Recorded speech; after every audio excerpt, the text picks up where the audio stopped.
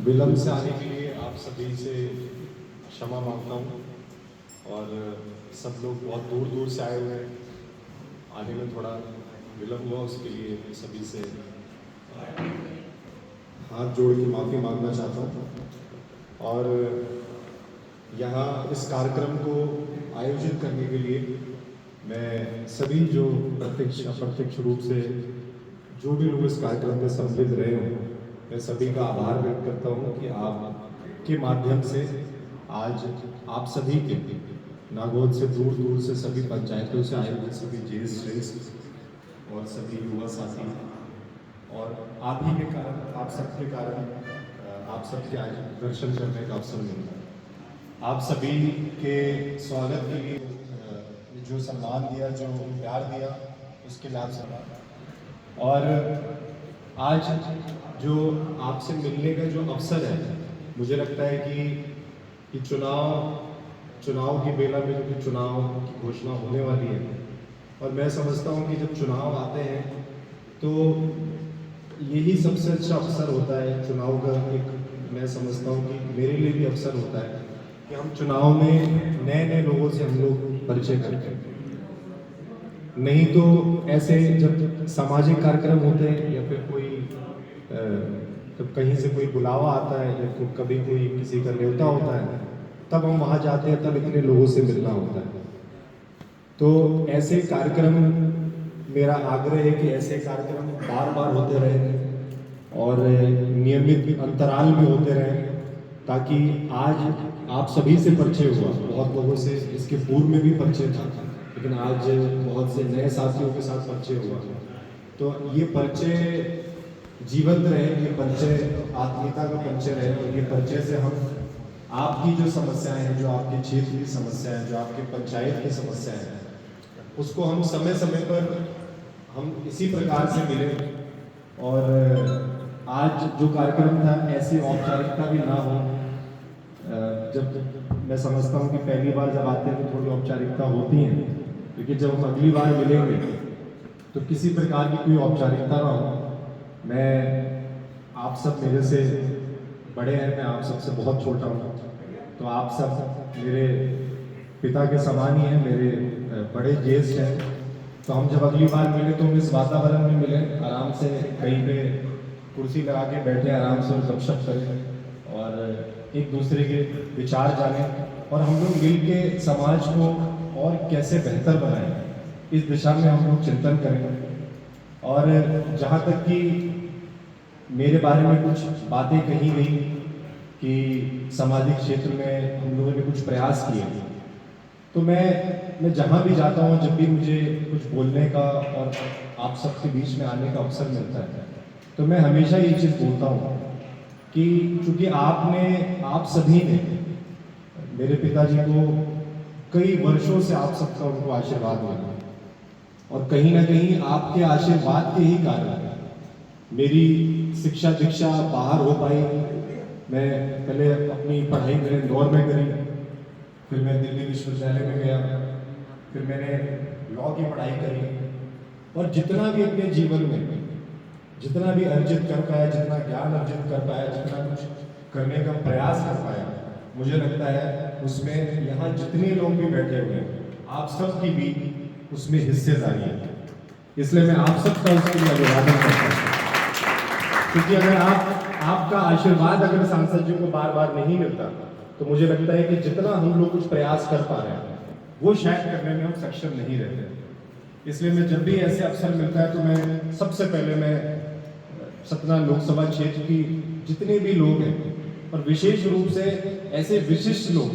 जिनके माध्यम से हम अपना वहाँ पे नीचे काम को हम अपनी रूपरेखा नीचे पहुँचा पाते हैं,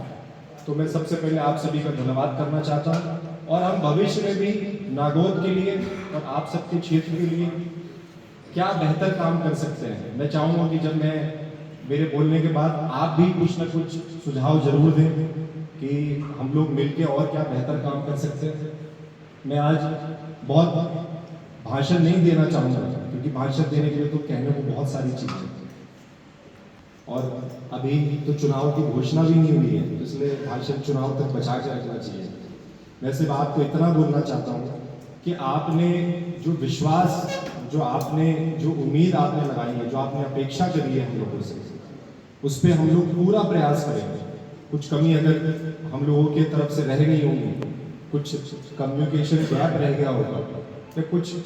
काम आपके द्वारा अगर हमारे तरफ बताए गए हों वो शायद काम नहीं हो पाए हों, लेकिन मैं आपको एक बात ज़रूर विश्वास से कह सकता हूँ कि अगर किसी ने कोई काम बताया हो, उस काम में अगर प्रयास नहीं हुआ हो, तो हम उसको अपनी गलती की तरह मानते हैं, उसमें ज़रूर सुधार करेंगे। लेकिन ऐसा बहुत ही कम ऐसे उदाहरण होंगे कि जब आप लोग की तरफ से कोई काम का आदेश हुआ हो और उसके पहल नहीं करी गई। कई बार ऐसे होते हैं, कुछ काम इतने जटिल हो जाते हैं, कुछ काम इतने टेक्निकल होते हैं कि सरकारी जो डिपार्टमेंट है उनमें फॉलो अप करना पड़ता है, और कहीं कि हमारे क्षेत्र में, हमारे इलाके में ये हम लोग की फॉलो अप करने की, और कहीं ना कहीं उसी की वजह से बहुत सारे कार्य में हम पीछे छूट जाते हैं। हम कुछ ऐसी व्यवस्था डेवलप करें, इसलिए इस बार का जब हम लोकसभा चुनाव लड़ने जा रहे हैं, तब हम एक व्यवस्था डेवलप करने वाले हैं कि हम एक सेंटर हर विधानसभा क्षेत्र में बनाने का प्रयास करेंगे, और कोशिश करेंगे कि वो सेंटर और भी ब्लॉक लेवल पे जाके बने, और उसमें जितनी भी योजनाओं की जो जानकारी है, जितनी भी स्कीम है, जितनी भी सरकार को योजना लेके आती है, उसके बारे में कोई भी कभी भी वहाँ पे जाके वो जानकारी वहाँ पे इकट्ठा कर सकता है, या कोई उसको फायदा करेगी। अपने पंचायत से संबंधित कोई बात रखनी है, कोई प्रपोजल देना है, कोई सुझाव देना है, तो वो एक ई योजना केंद्र बनाने का हम लोग प्रयास कर रहे हैं। और इस बार का जब हम मैनिफेस्टो अपना जनता के सामने रखेंगे, तो हम उसमें उसको इस बार लिखने वाले हैं कि कई बार ऐसा होता है कि दूर दराज के इलाकों से लोगों को आने में तकलीफ होती है कि सतना जाना पड़ेगा, कई लोग सक्षम भी नहीं होते हैं, कई लोग के पास समय नहीं होता है, कई लोग जो लोग खेती में जुटे रहते हैं उनके पास भी समय नहीं होता है। तो इसलिए जो ये योजना केंद्र है, इसको यहाँ पे डेवलप करने का प्लान कर रहे हैं, ताकि आप लोग को जो सरकारी तंत्र की जितनी भी सुविधाएं मिल रही है, और उसके आगे का हम ये भी प्रयास कर रहे हैं कि जितने भी हमारे लाभार्थी हैं, हर योजना के जितने भी हमारे लाभार्थी हैं, उनको एक यूनिक कोड दिया जाए, जिसके माध्यम से पहले, अभी तो ये होता है जब हम किसी गांव में जाते हैं, तो पहले तो कुछ और जमाना था, पहले हम जाके पूछते थे कि कोई भी सरकार की कोई योजना मिलने वाले कौन लोग हैं, हाथ खड़े करिए। बा मुश्किल से 2-3 लोग हाथ खड़े करते थे। और आज जब आप पंचायत में अगर 50-60 लोग इकट्ठा हो और आप जाके उनसे बात करिए, आप उनसे पूछिए, तो वहां पे आपको उतने ही कम लोग मिलेंगे ये बोलने वाले कि नहीं, हमको तो इस योजना का लाभ नहीं मिला।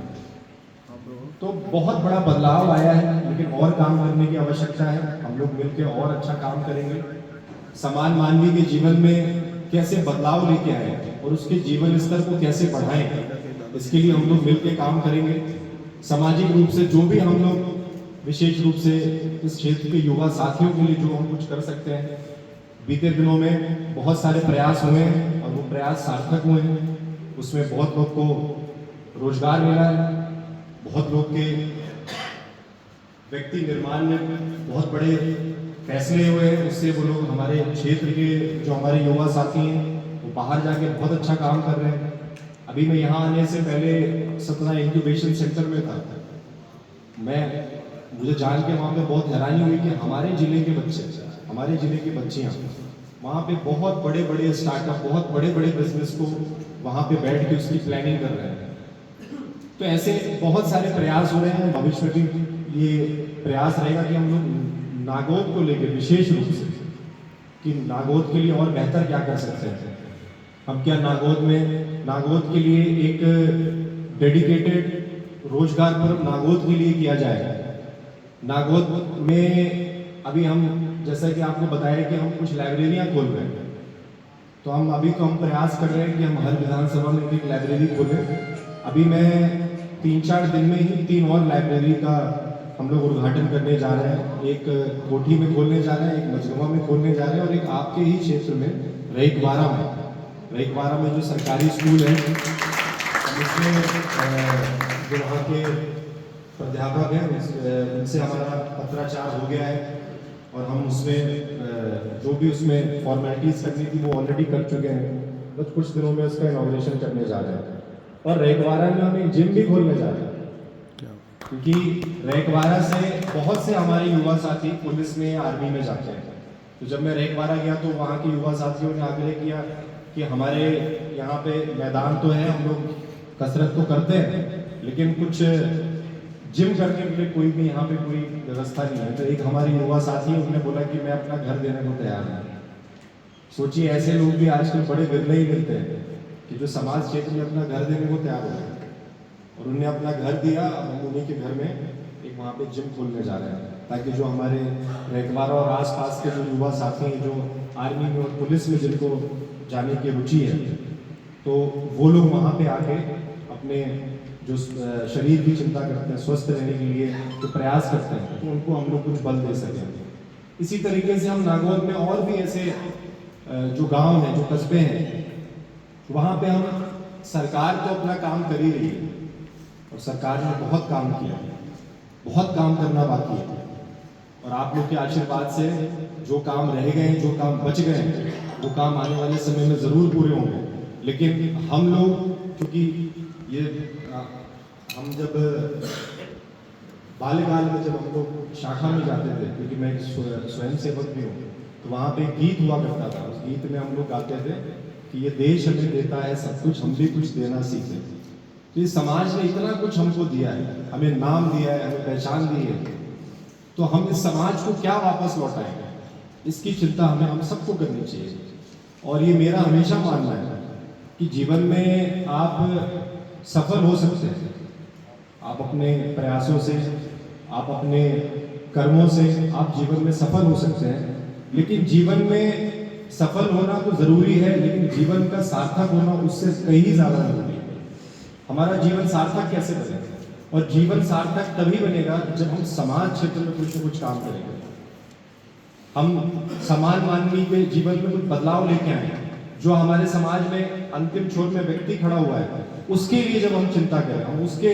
उसके जीवन में कुछ बदलाव लाने का प्रयास करें, तो मुझे लगता है कि हमारा जीवन कहीं ना कहीं सार्थक होगा।